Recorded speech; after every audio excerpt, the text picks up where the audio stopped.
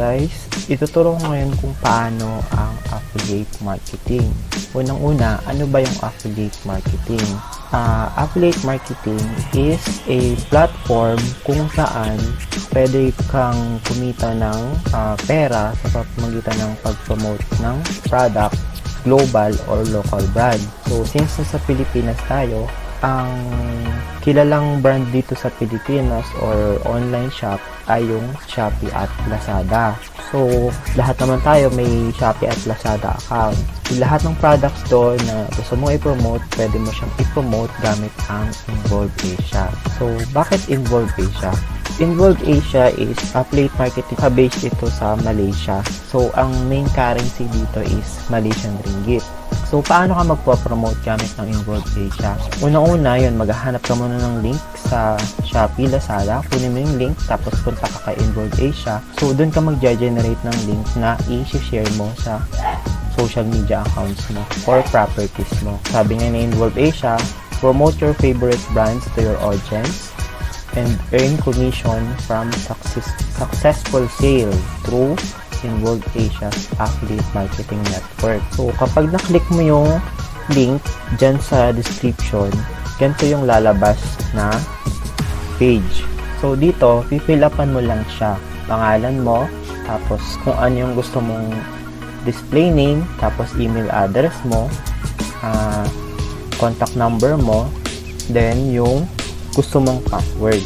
Again guys, for testing na lang ito or papakita ko lang paano yung registration process kasi may account na kasi ako. So, i-explain ko na lang rin kung ano yung mga parts ng page. So, sabi nga the password must be at least 8 and contain at least 1 uppercase, 1 lowercase, and numeric. So, naglagay kasi ako ng special character, tatanggalin ko na lang. So, yan. Next naman na gagawin is, yung property, ito yung, halimbawa may Facebook page ka, may YouTube channel ka, may TikTok account ka, may Instagram account ka. Yun yung tinatawag na properties, kung saan mo ipopromote yung product ni Involve Asia or Shopee, Lazada. So, say for example, may page, like for example, pipili ka na lang ng page. So, mas maganda, before ka mag-register kay Involve Asia, may account ka na or may properties ka na. So, ang mas mabilis na paraan is, gumawa ka ng Facebook page mo, tapos, dapat may likes na siya, tapos may mga posts na siya, ganyan. So, let's say, gamitin ko tong page na ito for the purpose of ano lang. Kunin mo yung link niya. So, pag computer gamit mo, ituturo mo lang yung page name, tapos right click, tapos copy link address mo lang, tapos balikan na kay Involve Asia. Ipi-paste mo siya dito. Tanggalin mo na lang itong sa dulo. Wala naman yan. So, ito yung promotional site mo. Yan. Makikita mo naman yan eh. Tapos, ano ba yung property name mo? Siyempre, related din dapat kung ano yung name ng page mo. Baka kasi maano ka ni Involve Asia. So, ano yung type ng property mo? Yan. Dito, add network, comparison, content. Kung more ano ka, content pipiliin mo. Kung influencer ka, YouTuber ka, or kung ano man, influencer. So, dito sa sample, let's say content. Tapos, anong category ng page mo? So, maraming pagpipilian dito. From beauty, electronics, fashion, or kung ano yung niche ng page mo. Niche means kung ano ba yung focus na product ng page mo. Say for example, more on beauty products. So, beauty pipiliin mo. Electronics, para mga digital goods, cellphone, laptop. Fashion, pwede yung damit, food, yan. Pwede siguro dito yung mga related sa foods, kitchenwares, or kung ano man, health and beauty, para lang yan. Shopping. So, dito sa sample, shopping na lang pipili natin para in general na siya. Siyempre, mas maganda, may niche pa rin yung page mo para hindi naman nalilito yung mga visitors mo. So, check mo lang, I agree. So, mas maganda, basahin nyo yung inappropriate content. So, yan. Sabi niya, content containing pornography, bawal yan. Yung mga sexually explicit, gambling, or any other content listed under prohibited activity sa kanilang terms and condition. So, once na na-fill upan mo na yan, at nag-agree ka na, create account ka na. So, yan. Ang next na page or screen na lumabas ay magsisend sila ng verification email sa email mo. I-click mo lang yon para ma-confirm. So, papakita ko kung paano yung itsura ng confirmation email nila. And ganito yung marireceive mo. Sabi niya, hi, yung pangalan ng display name mo. Sabi niya, ito yung message, tapos may link silang ibibigay na i-confirm mo. Yan. So, after mo mag-verify, i-approve yun ng manager 1 to 2 working days. So, 2 days, pinakamatagal na yun. So, minsan 1 day na na-approve na nila. So, next naman is, kapag nag-login ka na or diba naglagay ka na ng property, for approval pa din yun. So, let's say yung property na yun is na-approve, ganito yung message na marireceive mo sa email. Sabi niya, hooray, our account manager finish reviewing your property. Tapos yung page URL mo. Then, sabi niya, it looks really good and has been approved. Suggestion niya is mag-login ka na sa website ni Involve Asia. So, to log in sa website ni Involve Asia, ang link niya ay app.involve.asia. So, ito na yung login page ni Involve Asia. Ilalagay mo lang yung credentials mo or yung username at password mo. Then, login. Ito na yung dashboard ni Involve Asia. So, yan. Kapag nagpa-approve ka ng properties, may message dito na nakakulay green. Yan. Sabi niya, good news, your property. Tapos, name ng page or property has been approved. Yan. So, ang tanong ngayon is, paano ka magpo-promote ng product? Before ka mag-promote ng product, pipili ka muna ng advertiser mo na ipo-promote or brand. Para pumili, punta ka lang sa partner, tapos advertisers directory. Hanapin mo ngayon dito si Shopee at Lazada. Although marami kang products na pwedeng i-promote. Merong Air Asia, yan. May mga global brands tulad nitong Mini in the Box. Tapos Galion, ito sa Philippines to. Megatex TH, Thailand. Yan. Kung mahilig ka naman sa electronics, meron ditong Razer. Ito yung sa mga computers. Ito Ubisoft sa mga games. Antivirus for computer. So, fashion naman, Adidas, Nike, marami dyan. So, dito sa finance, so may crypto na rin.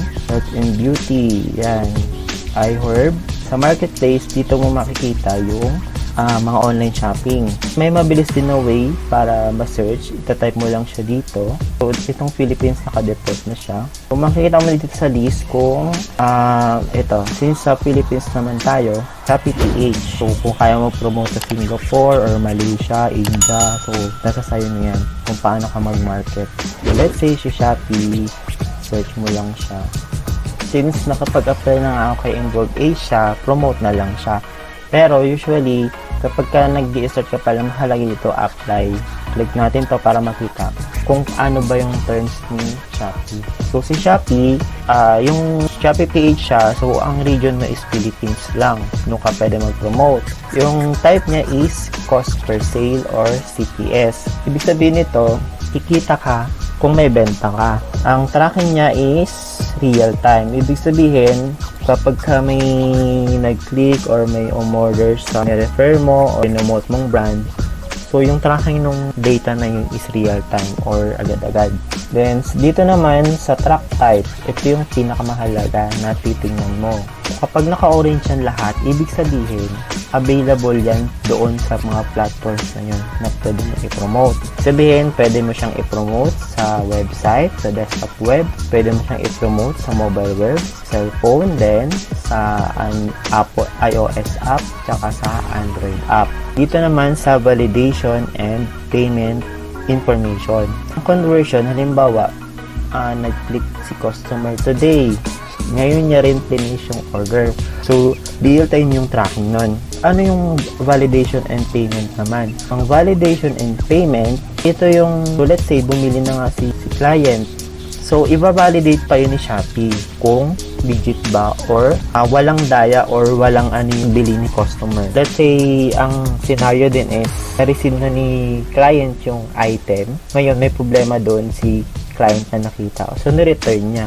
Yun yung mga sample. So, yung validation, doon mo malalaman yung final na earnings mo. Pray mo na lang na hindi ibalik ni client yung... Ang suggest ko na lang din, kapag magpo-promote ka ng product, basahin mo muna yung mga descriptions. So, pupunta ka lang kay Shopee PH. Halimbawa, maghanap tayo ng products. Ang niche mo, halimbawa, home decor or for about sa mga home improvement, pampaganda ng bahay, kung ano pa man dyan. So, pwede ka mag-search directly dito. Pwede rin sa category. So, dito sa category ka maghahanap. Tapos sa home and living, home improvement. Next. Yan. Halimbawa, ito. Magandang i-promote itong product na ito. Alam mo kung bakit? Kasi, sa rating pa lang, makita mo na 5 stars na siya. Tapos, ang daming bumili. Then, ang isa pang mas maganda kasi, local siya. Kumbaga, market mo siya ng effective kasi, bukod kasi sa 5 stars and maraming bumili, local siya, mabilis tumating kay client. Kasi si client, di ba, minsan kahit ikaw, ang tagal dumating ng orders mo, di ba may inis ka? So, mas maganda sa local brand na lang i-promote mo. So, click mo lang yung item na yan. So, yan. Ito pang suggestions. Basahin mo yung mga reviews ng mga bumili na before. Did not able to count them physically. All of them are good conditions. Mabasa lang ni client yung mga ganyang reviews. Positive ano na yun sa kanya. No damages. Good job, seller. Yan yung factor para lang sabi mo, ay magandang i-promote itong product na to. Great quality. So, minsan, pagka nag-search ako ng product na ipopromote ko, pag may nakita ako siguro mga 1 to 3 na negative feedback, hindi ko na siya pinopromote. Complete and well packaged. Very accommodating. Maganda niya. Kasi, client pa nagtanong, kahit pakausap mo si seller na to. Yan. Next na gagawin is, di ba nag-apply ka na kay Shopee? So, ang mangyayari niyan is, maghihintay ka pa rin ng 12 to 48 hours, try approve ng Shopee yung application mo para makapag-start ka na mag-promote. So, let's say, approve na ni Shopee yung application mo, ganito na yung makikita mo, promote na. Dito makita yung mga pending mo. Punta ka lang dito sa profile icon na to, click mo yung display name mo, manage your account. Punta ka lang sa website property. Dito mo makikita yung mga properties na dinagdag mo doon sa Enrolled Asia account mo. Pwede mong i-add yung profile mo.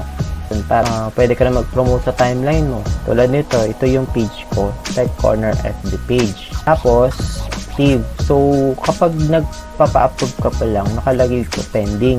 So, may chance talaga na nare-reject yung application mo. Kaya be sure na yung page mo ay maraming likes, tapos may mga post na din, tapos yung mga post na dapat related kung ano yung in-apply mo kay Involved Asia. Like for example, yun nga, ang niche ng page mo ay about home improvement. So, yung mga post mo dapat, ano siya, or related siya sa home. For example, mga video ng gumagawa ng bahay or nag-i-improve ng bahay, mga reviews, ganyan. So, next naman is, paano tayo mag-generate ng link? Kukunin mo yung URL ng products. Tapos, balik ka kay Involved Asia and promotion, tapos deep link generator. Next is, ito na yung page ng deep link generator. So, dito na tayo mag-generate ng affiliate link natin. So, dito sa property, ano yung na-approve na property mo nung nag-apply ka o nung nag-register ka kay Involved Asia, dito mo makikita lahat. Pag wala dito yung page na in-apply mo, meaning hindi pa siya approved. Hindi ka pa pwede mag-promote sa page na yon. So, assume na approved na, hanapin mo yung property mo. Halimbawa, so, paste mo lang dito. And, tapos piliin si Shopee. Tapos, yan, ito yung possible na may earn mo. 2 up to. Hindi siya meaning na 8.4% kada promote. Up to lang. Tapos, although itong sub-ID ay optional, recommend na lagyan nyo siya ng value. Kahit kasi, kapag nag-promote ka, bumili si client, product na yun, magre-reflect yun sa report conversions mo. Pero hindi mo alam, ano ba yung binili mo? So, mas maganda, maglagay ka ng sub-ID. Ngalanan mo na lang siya ng vinyl tiles. Yan. And generate lang. Tapos, copy. Ito na yung affiliate ito na yung affiliate link mo. So guys, medyo mahaba-haba na yung video. Puputulin ko lang saglit.